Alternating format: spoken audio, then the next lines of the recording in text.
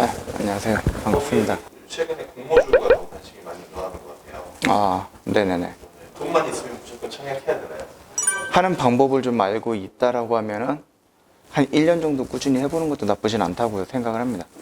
왜냐면 공모주라는 게 요즘 막 한참 좀 붐이 일어나긴 했잖아요.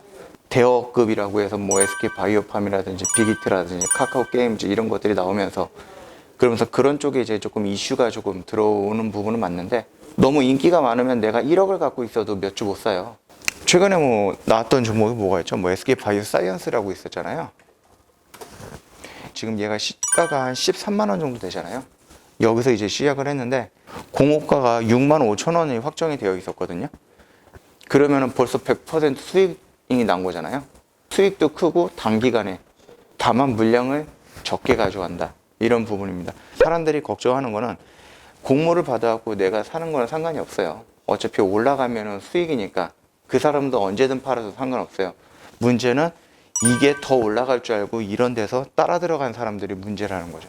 핫하다고 하니까 상한가 가고 또 상한가 가고 또 상한가 가고 이럴 것이다 라고 생각해서 그냥 이런 자리에서 그냥 막 들어간 사람들이 물리는 거죠. 그래서 이제 곡소리가 나는 거예요. 그래서 공모주를 사면은 실패한다라고 하는 게 실질적으로 진짜 공모를 받았던 사람들은 성공하는 거고 따라 들어간 사람들이 실패한다. 이렇게 좀 생각을 하시면 될 것 같아요. 공모도 하시는 분들은 더 오를까? 언제 팔아야 될까? 이런 걱정을 하실 것 같은데. 공모는 말 그대로 시장이 처음으로 풀리는 종목이다 보니까 기준이 없어요. 얘가 올라갈지 떨어질지 기준이 없고 어디에서 지지가 나오고 어디에서 저항을 받을지 그런 기준이 없기 때문에 어떻게 될지 솔직히 아무도 모릅니다. 그냥 시장의 영향? 예를 들어서 그 SK바이오사이언스라는 종목이 상장되기 전에 왜 이슈를 받았냐면은 아스트라제네카랑 그 노바백스라는 코로나 백신이잖아요. 그거를 이제 위탁 생산을 해요. 그렇기 때문에 지금 코로나가 한창이고 백신 생산을 한다라고 하고 재무적으로 봤을 때는 빨간 숫자라는 건 뭐 적자 이런 부분이 없고 다 흑자 기업이다. 그러다 보니까 상장하면은 더 갈 거야. 이런 부분 때문에 상장하자마자 상한가를 들어간 거거든요. 근데 반대로 빅히트 같은 경우는 아니 얘가 무슨 엔터주인데 무슨 40만 원, 30만 원 이렇게 나와? 그러니까 놀라는 거죠, 사람들이. 실질적으로 비교할 수 있는 엔터 관련된 종목들은 뭐 SMYG 아니면 JYP 이런 거 있잖아요, 대부분. 그런 거에 비해서 얘가 수십만 원이니까 너무 비싸다라는 거예요. 그게 또 시장에 반영이 되니까 상장하자마자 쭉 떨어지는 거예요. 너무 높게 책정이 됐다. 말도 안 되는 가격이다. 어떻게 니랑 LG라든지 아니면 대기업 시총이랑 맞먹냐, 엔터주가. 이런 식으로 조금 기대감이 막 올라오는 게 아니라 우려 섞인 그런 부분이 있다 보니까 주가가 상장하자마자 쭉 떨어지는 거고. 그래서 그게 상장할 때 시장의 트렌드라든지 그런 부분도 영향을 받아요. 그래서 코로나가 한참 터졌을 때 작년 같은 경우에 상장 준비했던 회사들이 다 연기를 했어요. 지금 나가면은 큰일 난다 이런 식으로 생각을 했기 때문에. 본인마다 그 계획이 있어요? 제가 생각했을 땐 막 유명한 그 회사들 거기에만 투자하는 게 아니라 다 여기저기 다 한 번씩 해보는 것도 나쁘진 않다. 결국은 분산 투자 하자는 얘기죠. 카카오 게임즈. 일단 카카오 같은 경우는 시작가가 그렇게 높지는 않았거든요. 얘 같은 경우는 시가가 48,000원이었고요. 카카오 게임즈 공모가가 24,000원이었어요. 그래서 얘가 지금 48,000원이었기 때문에 얘도 한 거의 100% 정도 뛰어서 시작을 한 거잖아요. 근데 이제 카카오 게임즈 같은 경우는 그 뒤에 카카오라는 어마어마한 회사가 있잖아요. 그 부분도 있고 얘네가 지금 크래프톤이랑 연결돼서 신작을 좀 출시 준비한다. 이런 부분 때문에 조금 이슈를 많이 받아서 얘가 상한가를 2번이 갔었죠. 그러고 나서 이제 이렇게 밀린 거예요. 이렇게 쫙 밀린 거예요. 네. 그래서 이제 이런 데서 그냥 상한가 가니까 미래 가치가 좋다. 뒤에 또 이제 거대 카카오라는 대기업이 있으니까 더 올라갈 거야. 그래서 이제 따라 들어갔던 사람들이 이제 피 보는 거죠. 지금 거의 반년 됐잖아요. 반년 동안 회복을 못 하고 있는 겁니다. 이게 공모주의 위험성이죠. 아니죠. 엄밀히 말하면은 공모를 받아서 들어갔던 사람들은 수익이고 올라가니까 따라 들어갔던 사람들은 손실이고. 이런 기업들이 모회사나 이제 계열사들한테 미치는 영향이 어떻게 있을까요? 뭐 그거는 이제 회사마다 조금씩 다를 수는 있죠.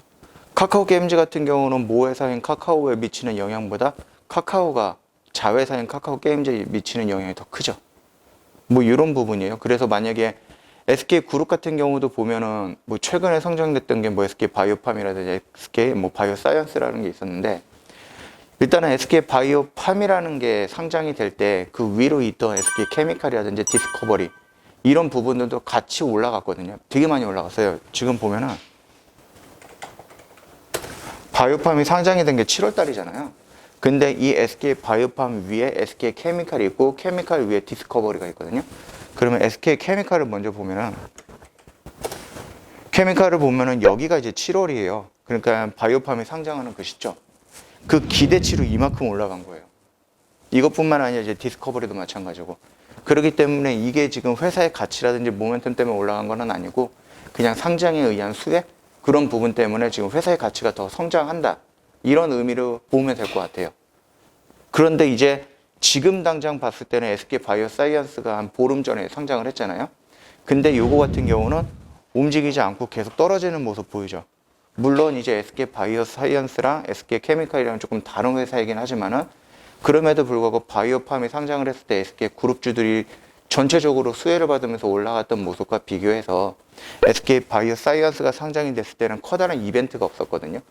이거 같은 경우는 SK라는 그룹에 악재가 있어서 전체적으로 그룹이 다 하락을 하다 보니까 상장을 해도 그 이슈를 온전히 못 받았다라고 보시면 될 거고, 그러면 이제 또 우리가 SK라는 그룹은 또 여러 가지가 있고 여러 가지 자회사들이 있고 상장 준비하는 회사가 있는데, 최근에 이제 신문에 또 나오기 시작한 게 있죠.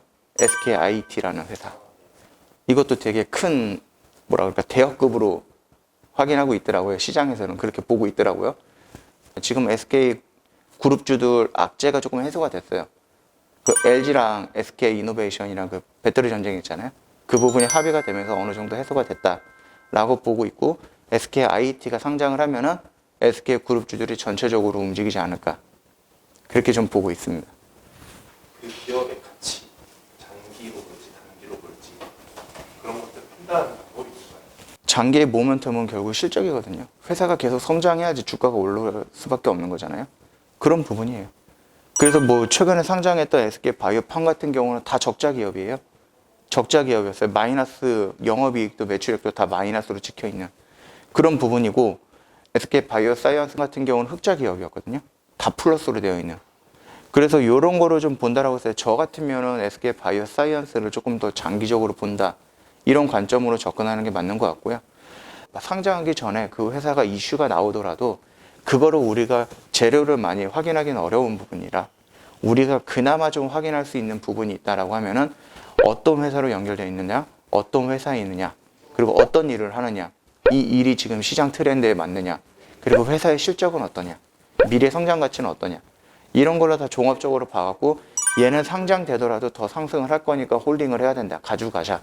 아니면 얘는 상장 이슈 끝나면은 떨어질 것 같아, 그러면 단기적으로 치고 빠지자. 이렇게 좀 구분을 해야 되는 부분이거든요. 그래서 실질적으로 우리가 뭔가를 딱 잡고 그 종목에 대해서 상장하자마자 장기로 간다, 단기로 간다라고 판단하기에는 근거가 좀 빈약한 부분이죠. 그래서 확인할 수 있는 부분이 딱 한정되어 있다라고 저는 생각을 합니다. 일단은.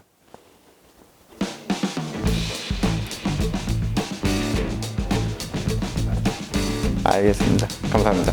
고생하셨습니다.